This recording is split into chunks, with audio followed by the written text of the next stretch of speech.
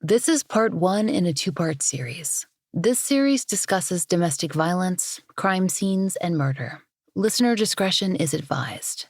If you're in need of support, please contact the National Domestic Violence Hotline at 1-800-799-SAFE or text START to 88788.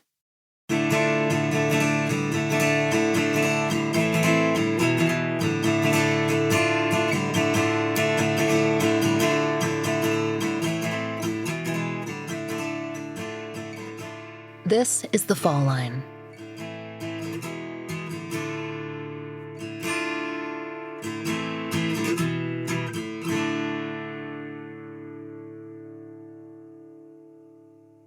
Aiken is a town in western South Carolina, not far from the Georgia line. It's a short drive from Augusta, where Jeanette and Danette Millbrook disappeared in 1990. They're sister cities that share a local news station, WJBF. Aiken, the city, sits in Aiken County, home to Shaw Creek. It's that region where, since the late 1980s, the remains of 4 women have been found. 2, still unidentified to this day, are known as the 1987 and the 1993 Aiken County Jane Does. The others, Jackie Council and Ristine Durden, they were identified years after their deaths. Both identified women who were Georgia residents disappeared in the late 1980s, but it's thought that the other 2 women might not have been tied to the state. Local officials have speculated that a serial killer may have been operating in the area at the time. If so, there's some evidence that he might have been targeting camps of migrant farm workers as well as more permanent local residents. At one time, the 1993 Aiken County Jane Doe was considered a possible match for one of the Millbrook twins, possibly Jeanette, though she could have been either. The process of checking that possible match was complicated by the passing of the local coroner, Tim Carlton, who'd offered to make the comparison. He did indeed seek out DNA analysis for the 1993 Aiken County Jane Doe, but after his death from brain cancer in 2019, communication to and from the office was understandably slowed. However, in 2020, journalist Renetta DeBose of WJBF was able to confirm with the new Aiken County coroner that the work had been done. The Millbrook twins had been ruled out as a match for the 1993 Jane Doe. And, unfortunately, she remains unidentified. The 1987 Jane Doe, of course, falls outside of the time frame of the twins' case, and she too awaits identification. The Shaw Creek victims are hardly the only cold cases in Aiken County, or in the city itself, its most populous area. Aiken isn't big, not compared to Columbia, South Carolina, or even Augusta, Georgia. It only has about 30,000 residents at last count. But there's been a significant spike in violent crime in Aiken, the city and the county, in the last 2 years. But that's not unique to Aiken. There's also been a spike across the state. And based on our interview with Thomas Hargrove from the Murder Accountability Project back in 2021, that's not a problem South Carolina has faced on its own. The entire country has grappled with a rise in violence. In fact, Pew Research reported that across the U.S., the murder rate rose 30% between 2019 and 2020. That's the largest single-year increase in more than a century. It's worth noting, though, that even before the recent spike, the one that we've all seen across the country, Aiken had another bad year. That was back in 2012, when there were 7 murders. That's a high number for Aiken. According to the City of Aiken's own website, the city faced 1 homicide in 2008, and that jump from 1 to 7 in such a short time was a cause for concern and action on the part of city leaders. And one of those 7 homicides was the murder of Moses Williams, Jr. He was just 19 years old in February of 2012. Moses, a young father and recent high school graduate from a large and loving family, was shot on Super Bowl Sunday. He'd been on his way to join his family at a party. He just planned to stop in at his girlfriend's mother's apartment, just for a few minutes. Moses' mother, Timica, was expecting him to pull up in the car that he'd bought with his own money at their family party to join his sister Vanessa and Timica's husband Benny, the stepfather who'd raised Moses and Vanessa since they were small, to join cousins, uncles, and aunts.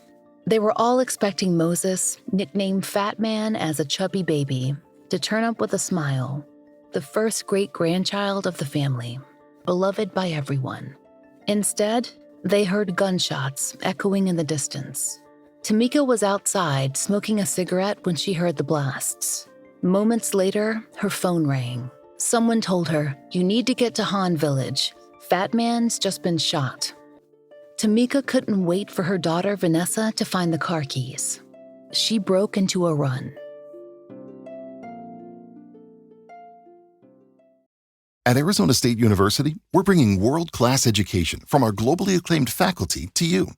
Earn your degree from the nation's most innovative university. Online. That's a degree better. Learn more at asuonline.asu.edu.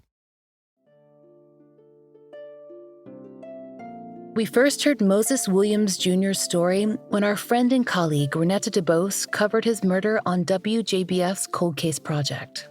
With the 10th anniversary of his death coming up this February and his case gone cold, his family worries that each passing month lessens the chance that the person or people responsible for his murder will ever be caught.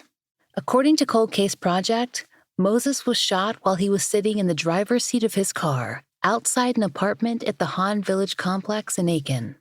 He'd come to Han to drop off his girlfriend at her mother's house. They'd been at another family party, and he'd planned to head over to the second to join his mother. But according to Cold Case Project's interview with the Aiken Department of Public Safety, Moses wouldn't make it out of the parking lot. Moses' girlfriend and her sister told police that they heard gunshots as the girlfriend entered their mother's apartment. Both then ran outside and, quote, found Moses Williams sitting slumped over in his car and what appeared to be a gunshot wound to his head.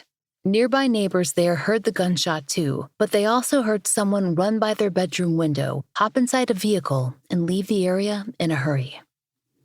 Rather than wait for an ambulance, Moses' girlfriend told investigators that she managed to move him to the passenger seat so that she could drive him to the hospital herself in his car. Timica, Moses' mother, saw that car driving away as she arrived, looking for her son. Even in the chaos of that night, there was one question that was immediate for everyone. Why Fat Man? If it had been an attempted carjacking, it had failed. And if for revenge, for what? Moses had never been in any trouble. He'd been a talented football player and planned on joining the military. He had no criminal record. Aiken Public Safety noted this in an interview, and he worked 7 days a week. In fact, his mother had to talk him into taking time off just to enjoy the Super Bowl. So why was Moses Williams Jr. one of the 7 murder victims of 2012? It's a question his family has been determined to answer for the past 9 years. And now, as they close in on the 10th, they feel that all the information is readily available, known to enough people in Aiken to make a case. It's just a matter of those who have that information being willing to speak it. We interviewed Moses' mother, Timica James, and other members of his family, his sister Vanessa, his stepfather Benny, his uncle Al, and his aunt Kathy, as they prepared to celebrate the 2021 holiday season. When we spoke, Timica told us that Moses' death wasn't the first that she'd faced in her life. She and her siblings had been raised by their grandmother after their own mother, Connie Drummings, had been murdered. Her death is another South Carolina cold case. My mom was actually murdered in '85. She was at a party, and they say she drowned. They threw her in the pool, but you could see the bruises on her head. So I knew she didn't drown because they took me to the scene to identify her, and I was 8 years old. We were actually home, and my grandma got a call and someone said, y'all need to come down here on Washington Circle in Aiken because they said somebody's dead and they think it's Connie. So we all jumped in the car. She told me to come on. We pulled up, we saw the lights and stuff. And, when we pulled up, I told my grandma, I said, it's my mom. And she said, she hit me and said, sit back, don't say that. And I told her, I said, it's my mom, because I could see when they pour her out the pool. She was so small, My mom went before 9, probably about 110, 15 pounds. That's how small she was. So they put out on the stretcher, and I actually went to the car, where the paramedic was at, and it was her. My grandma said, that's her. And I said, yeah, that's her. So she was gone. No one actually got arrested for her murder, but as I got older, I started pushing the issue. I went to the coroner. They actually gave me reports. The reports on my mom. They let me see the pictures of my mom laying beside the pool with just a T-shirt on. I mean, they gave me all this information. They wouldn't let me keep the pictures of her, but they actually gave me her case file, extra report, And like I said, it was probably too late because a lot of them that was involved was probably dead or gone. Because I know her best friend that was there that everyone said was the one that killed her. She's doing real bad right now. I see her all the time, and she's very sick. She's on drugs. So, and every time she sees my daughter, she freezes. She goes into a whole panic because my daughter looks so much like my mom. Connie's murder meant that Timica and her siblings were raised by their grandmother with help from aunts and uncles. Timica's grandmother put a heavy emphasis on education, but she allowed the children to have social lives so long as their schoolwork and other responsibilities were attended to. And her grandmother actually liked the boy, Moses Williams, who Timica began dating when she was 13. Moses and Timica's families were friendly from church, and her grandmother was fine with him spending time with Timica. That is, until her granddaughter started feeling nauseated in the morning. My uncle's girlfriend, she's deceased now. She noticed I was sick a lot, Ooh. And she was like, come on, I'm gonna make you a doctor's appointment to the health department. We ain't gonna tell your grandma, we ain't gonna tell nobody, I'm gonna take you myself. I said, okay, you pregnant? I said, no. She said, you haven't taken? No. We got the clinic, and that just came back, and all you hear is her screaming and hollering at me. I was already 2 months pregnant. So my grandmother was home, and she said, you gonna tell her? I'm gonna tell her. So I said, I tell her. And I tell her, and she was mad, of course. He even told mother he couldn't come around no more for a while. He was working at a Girlie's, grocery store. And actually, he was excited, crazy, but excited. And he got another job. He had 2 jobs. He was doing what he's supposed to do. I went to school every day. I went in labor at school. It wasn't no homebound. It wasn't no staying home. My grandma made me get up and go to school every day, even when I was sick. And the doctor wanted to put me on, leave from school 2 weeks in advance. No. My grandma said I had to go to school. I was walking up the hall when I went in labor with Moses. My water bust in the hallway. So, yeah, they were very strong about education. And see, my dad is in the service, and he was staying in Hawaii, moving around different places. So my grandmother had custody of me. So, he would send, take care of me and stuff, but she was the strict enforcer, and she did not play. Childbirth was intense, but Timica and Moses were incredibly excited to meet their son, who they named Moses Williams Jr. I was crying. His daddy was crying. It was exciting. I was wondering, like, oh, wow, I'm about to be 14 next month, and I got a whole baby. What was it like taking him home? Everybody was there waiting, and it was just exciting because my family, like I said, we always try to stick together. And he was the first great-grandbaby, huh? Yes, he was. He was everybody's baby, basically, because he was the first, and he was so big and juicy. Timica's aunt, Kathy Curry, remembers what it was like finding out that Timica was pregnant, how Kathy's mother, Timica's grandmother, felt, and how the family welcomed baby Moses. First, total shock. We could not believe that she was getting ready to have a baby at 14. And then when he came, he became everybody's baby. We have a huge family, and the love just radiates throughout. You know, we just have a love for each other. Do you remember who started calling him Fat Man? I'm not sure if it was his mom. I just know he was a very chunky baby, so the name fit. The family soon adjusted to Moses. It was hard to imagine life without him, as sunny and bright as he was. But the shocks were not over for Timica and Moses Sr., or for the rest of the family. He was born August 31st. Well, August 16th of the next year, I had my Vanessa.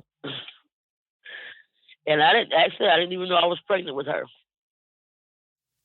Timica's daughter, Vanessa, was born a little less than a year after Moses Jr. was, which was a shock to everyone.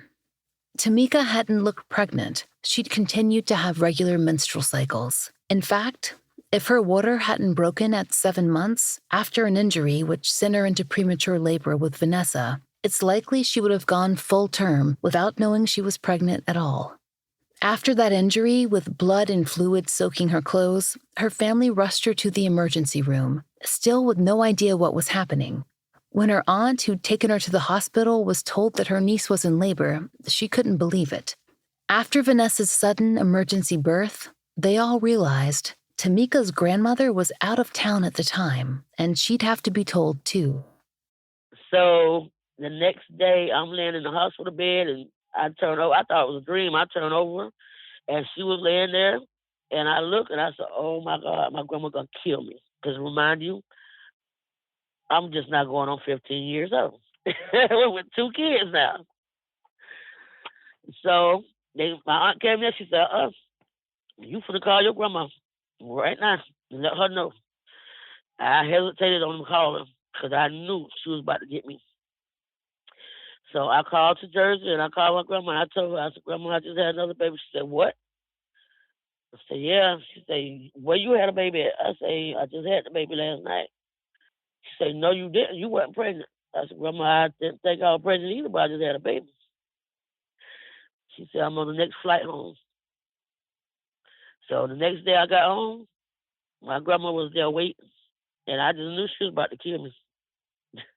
But when I walked in the house, I had done dressed the baby up all pretty to bring her home. And so enough, when I got home and walked in the house, my grandma was fussing and raising sand. But when she took that blanket off her, she just started crying. And say, oh, she looked just like your mama. And I think that kind of saved me a little bit. You must have been completely shocked. Oh, yes.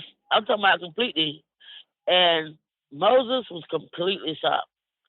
He was like, what? How that baby, how you had a baby? Where the baby was? The baby was here. You know, he was going crazy. And he was like, what we going to do? How we going to take care of 2 kids? I said, I don't know what we're going to have to.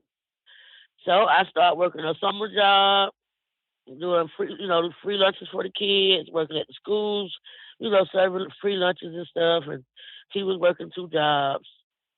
And me and him actually broke up when Vanessa was 3 months old. So, because, he was doing his job that he was supposed to, but, we fussed a lot, I guess, about, because we had the 2 kids and both of us still in school, so it was kind of a strain, and then he ended up quitting school, and so it was a lot.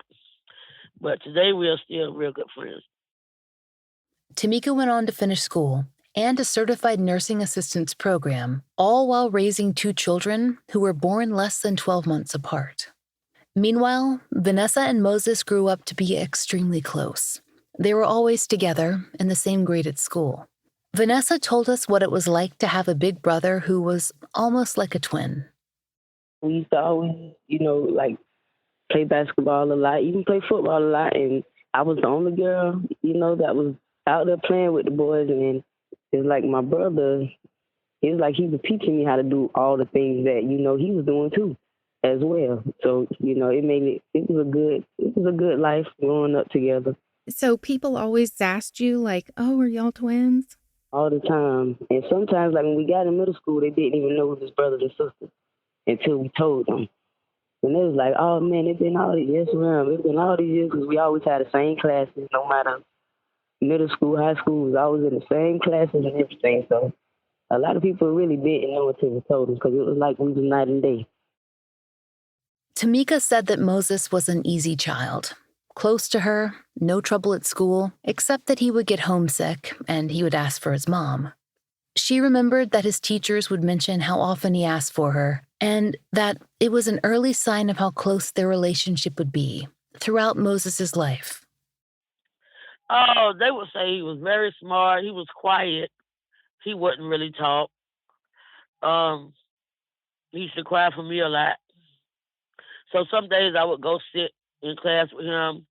Like if I didn't have class, I would go to his school because, he was going right there by his grandmother and them. I was going to school there.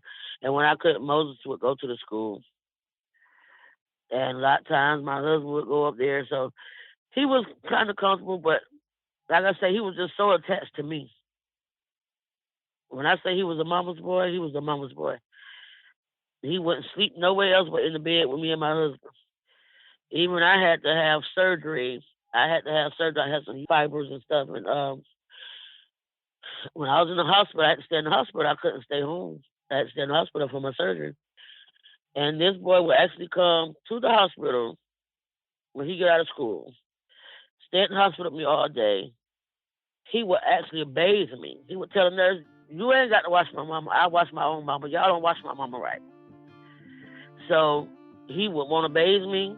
He helped me do whatever I need to do. I mean, this is the bond that me and him had.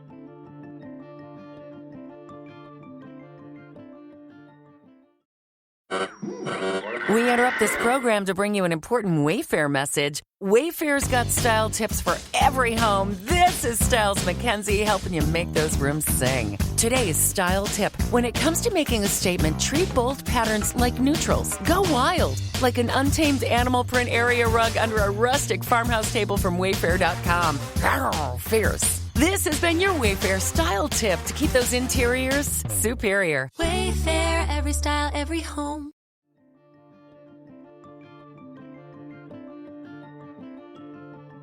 Timica met her current husband, Benny, when Vanessa and Moses Jr. were still very young, and Benny quickly became dad. Moses Sr. would remain a part of their lives, but Benny was who they considered to be their father. In addition to Moses and Vanessa, they would also care for Timica's younger siblings after her grandmother died, and adopt 3 of her sister's children and 1 of her brothers. So, as Moses and Vanessa grew up, they were always part of a large, loving family. Cousins raised as siblings, aunts and uncles treated as sisters and brothers, great aunts and uncles who were there for guidance, a large network of family across Aiken and other smaller towns in western South Carolina. Moses grew up playing Little League and Pee Wee football with his cousins and other relatives. His stepfather, Benny, or another relative would more often than not be the coach. While he was quiet, he felt very at home on the field, and he showed a natural aptitude for sports. And Benny made sure he had the chance to play. By the time Moses made it to high school, the family was living in Wagner. That's a town a little over 20 miles from Aiken. As a young high school student, he was playing football for Wagner's team, and doing well according to his family. But Timica tells us Moses wasn't happy there. He reasoned that he could play his favorite sport as easily at one school as another, and he suggested that he transfer to Aiken High School, which was Timica's alma mater.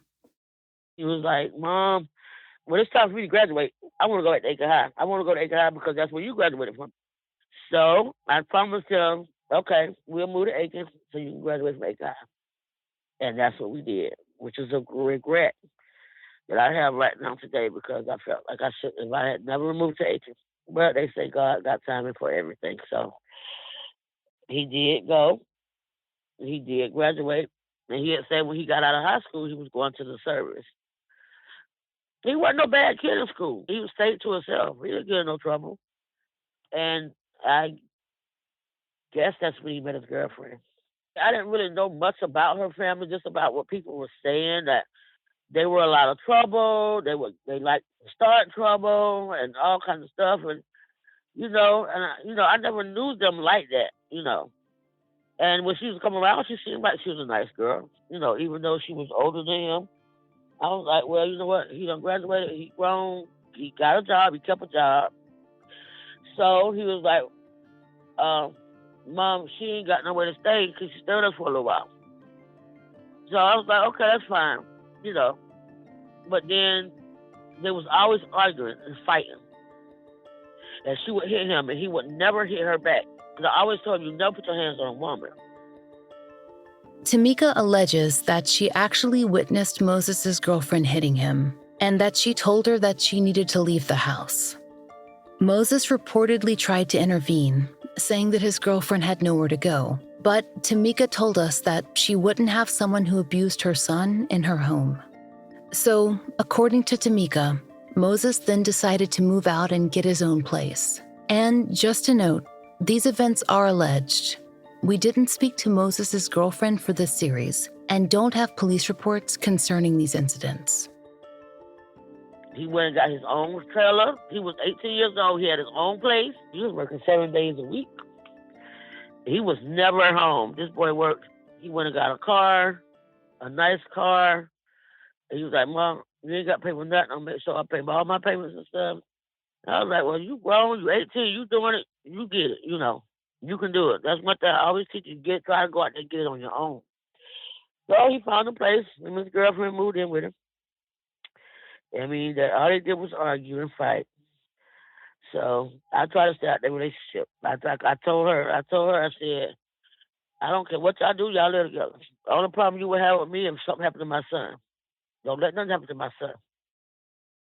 During the course of Moses's relationship with his girlfriend, a former girlfriend from Wagner, Jasmine, called Timica to let her know that she was pregnant with Moses's child and to invite Timica to the baby shower. Timica was understandably shocked until she spoke with Moses and realized that he'd been trying to tell her and Benny for months in a roundabout way. Just as she had been when she was young, he'd been nervous, but his approach had been to use humor to tell her. Problem was that it came off like he was kidding. Once Timica got over her surprise, though, she was excited to welcome her first grandchild. Moses and the mother of his child were no longer together. He was still with his new girlfriend from Aiken, but he was preparing to be a father and to support his baby. The news did create some tension in his relationship, though. Timica told us how he and his current girlfriend handled the situation. Dad broke up for a period. What do you think brought them back together? Do you think she was the driving force for that? Yeah, because she didn't really have anything or have anyone. He was a provider. He made sure she was good at all times. She wasn't working. My son took care of her. Did he also do that with his son's mom? Oh, yeah. She didn't have to ask for nothing. He made sure that boy was good at all times. And I always told him, you got to learn how to provide and take care because I'm not going to always be here. Anything happened to me, you're on your own. Ain't nobody else going to do nothing for you. And that's what I instilled with all my kids. That's why all my kids work. I got one in high school. He works too. My brother's son.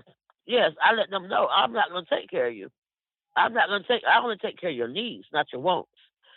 So that's why they work. And he did a good job at it. And he still would come home and say, old lady, you need something? You need some money? You know, that was just him. Do you think you learned that from your grandma and passed it on to your kids? Yes, most definitely.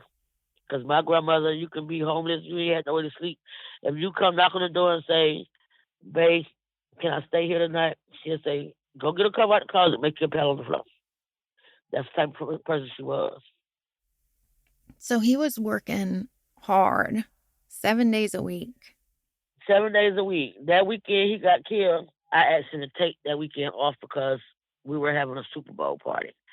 And I wish I never told him to take that weekend off.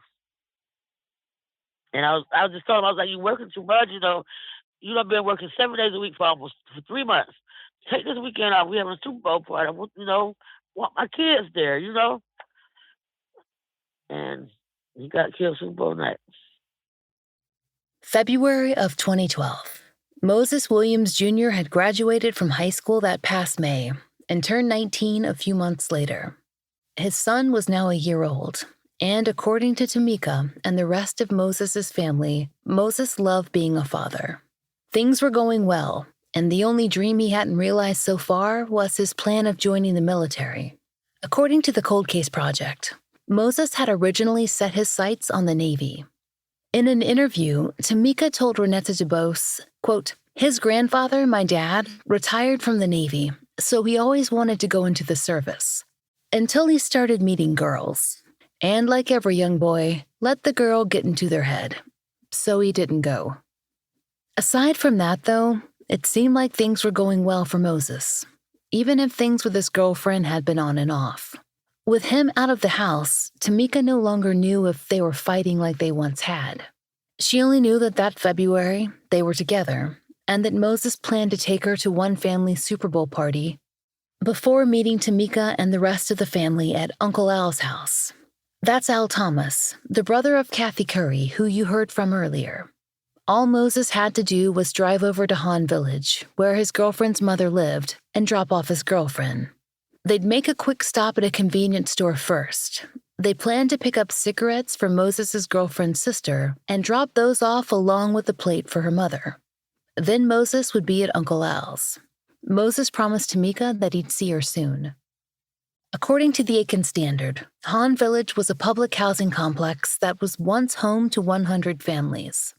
Built in the late 1970s, it was recently slated to be demolished. There's been criticism about the quality of its initial design, which lacked air conditioning, and the overall safety of the buildings and the area itself. As of October 2021, all the families living at the complex, quote, had been relocated, and the Standard reports that, at that time, bids were being taken for the housing complex's, quote, demolition and abatement. When we interviewed Captain Marty Sawyer of the Aiken Department of Public Safety, we asked him about crime in Han Village. Can you tell us a little bit about the neighborhood that Moses was visiting when he was shot? Well, Han Village is several apartments that spread out over several acres, and we've had a lot of violent crime in that neighborhood. Actually, since Moses' murder, we've had 2 more murders in Han Village, several shootings, home invasions.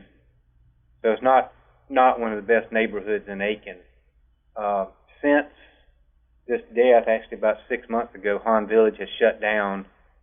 They're going to tear that apartment complex down and build, my understanding, single-family dwellings in there.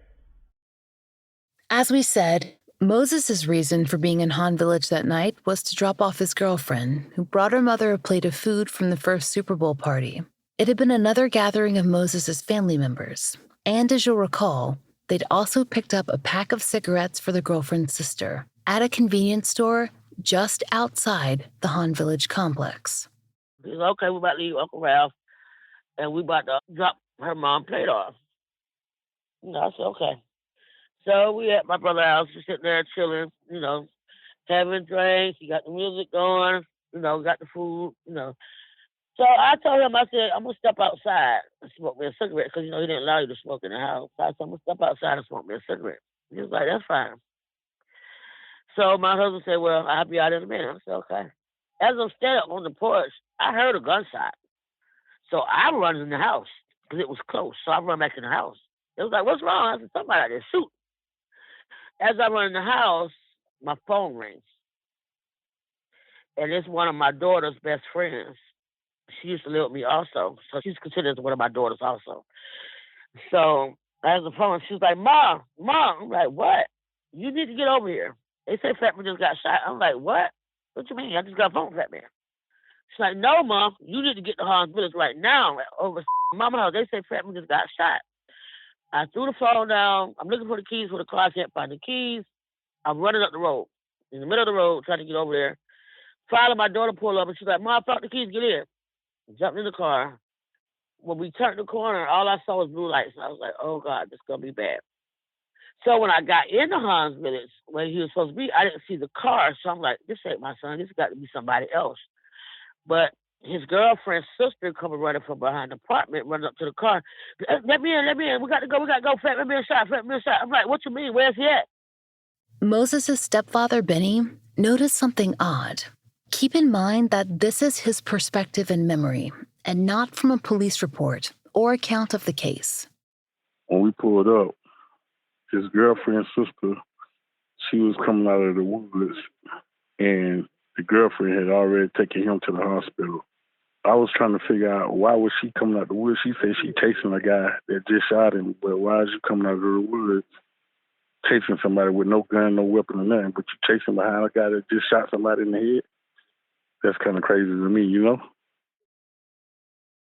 When they arrived at the hospital, Vanessa, his sister, saw his car pulled up in the emergency room's breezeway entrance. I remember seeing the blood dripping out the car when we got to the hospital. Well, when we first got the phone call, I had to lost my keys to my car. So then my mom, she started running up the road, running up the street. So I finally found the keys to the car. And then when we pulled up out there, I was like, this just can't be real. So it really, didn't hit me until, we got to the hospital. And I seen his car and all the blood was dripping from out the door. And the door was closed. And I said, yes, this got to be bad. And it just threw me in shock. Timica tried to open the car door to see if Moses was still inside, but the police, who'd already made it to the hospital, stopped her. They said the car was evidence.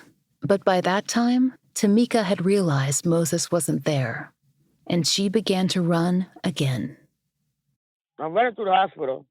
The nurse was like, hold on, slow down, who you looking for? And I tell him what I was looking for. They was like, he's in surgery. So I'm like, okay, well, maybe he's going to be okay. But I'm looking at all the blood on the car. He can't be okay. Look at all that blood. So, and her sister come in. And I'm asking them, what happened? She's like, I don't know. We was inside. As soon as I walked to my mom's apartment, I heard the gunshot. And I said, oh, fat man. And I run back out the door. And he was shot in the head. He was leaving. I was like, shot in the head? She's like, yeah, he was shot in the head. His eyes was open. And he was just laying there with his head back in the seat. And I'm like, what you mean? I was like, what happened? Tell me what happened. She couldn't tell me what happened. So off the gate, I hear her. And her sister jumped me. We started fighting in the hospital. So my family tried to get in, but the police, I have so much family that done got to the hospital at this time that they done locked the doors and none of my family could get in. I could see my sisters and my daughter and them beating on the door trying to get in because they see us in there fighting. And it's just two of them and one of me. So finally the police break us up. And they take them out through the other side of the hospital because my family are beating on doors. So the doctor that was actually doing the surgery on my son, he came out and he said, Miss James, we're working on your son. He's offering to make this side of the hospital over here for your family only. There's too many people out there. Calm your family down and get them together and get all of them on this side of the hospital for me. I got a place over there. I got coffee, water. I got everything y'all need on that side. Y'all just go on that side. So I called everybody in on that side. And I told them, I said, we got to calm down. They working on them. We got to calm down. I need y'all to calm down. So I got everybody in. And the doctor came back and got me. He's like, I need you to come with me for a minute. So he took me back there. I said, I just want to see my son. He took me back there and he said, he still has a heartbeat. He's like, but the bullet hit a main artery. He said, Miss James, what I'm telling you is he's basically gone. He's gonna be brain dead. He's like, there's no activity, nothing. So I told him, I said, well, I tell you what, let me come in there and see my son. Y'all stop working on him. And he was like, are you sure? I said, yes, stop working on him. One thing I know, my son would not want to live like that. I know that for a fact. He would not want to live like that. So call the nurse and everybody out the room. He said, well, let us clean up a little bit of his blood. I said, no, leave it just like it is. I went in there and I sat and I talked to my son. And I told him, I said, baby, you got to let go. You got to let go. And I swear to God, on my son's grave, my son shed one tear. And that's how I knew my son knew that it was time for him to go. That I was not going to let him live like that. I wiped his eye. I kissed him. I put my ear to his chest. And I probably heard about 4 heartbeats, and it stopped. And I closed his eyes. And I kissed him. And the police was like, no, you can't touch him. You can't touch him. I said, this is my baby. I kissed him. I went out. I got my husband. I got Moses. And I got Moses' mom and dad. And told them to come in there and say their goodbyes. While I go out there and tell the family he was gone. So they had like 3 or 4 different counties up there. They had to call extra police. I'm talking about police from everywhere. They had to call in. So I went to the waiting area where they had my family at the side of the hospital. And I told them, I said, okay, we're going to meet back at my house. Everybody was like, what's going on? I said, he gone. And it was like, gone? I said, he's dead.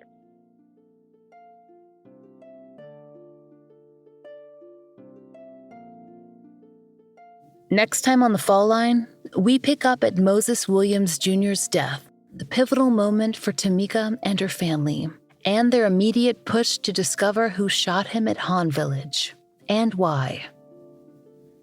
If you have any information regarding the murder of Moses Williams Jr., please call the Aiken Department of Public Safety at 803-642-7620. Crime Stoppers offers rewards of up to $1,000 for tips. The local Crime Stoppers number is Crime Stoppers of the Midlands, 888-CRIME, South Carolina, or 888-274-6372. If you know a case that should be covered on The Fall Line, there's a link in our case submission form in the show notes. Thank you for listening. The Fall Line is a fully independent show, and we appreciate listener support. It allows us to do research, obtain FOIAs, pay our content advisors, and support and donate to the causes we care about. If you try out the products we advertise, please use our sponsor codes. It really helps. And if you'd like to support the show and the stories we cover, join us on Patreon. We raise Patreon funds to continue to cover the cost of the Millbrook Twins billboard and to raise a therapy fund for families who've been on the show. Each and every one of our patrons helps us continue this work, and we are so grateful. On Patreon, you can get early release ad-free versions of our regular episodes, plus blogs and videos for only $5 a month. We've also added video live streams, which all patrons can enjoy starting at just $1. The Fall Line is written, hosted, and researched by Laura Norton, with additional research by Brian Waters, Kim Fritz, and Kiana Burgess. Interviews by Brooke Hargrove. Produced, engineered, and scored by Maura Curry. Content advisement by Brandy C. Williams, Liv Fallon, and Vic Kennedy. And, as always, our most special thanks to Angie Dodd. Currently, our monthly donation is going to private investigations for the missing. Please, join us in supporting this nonprofit. They need funds to help families access the service of PIs.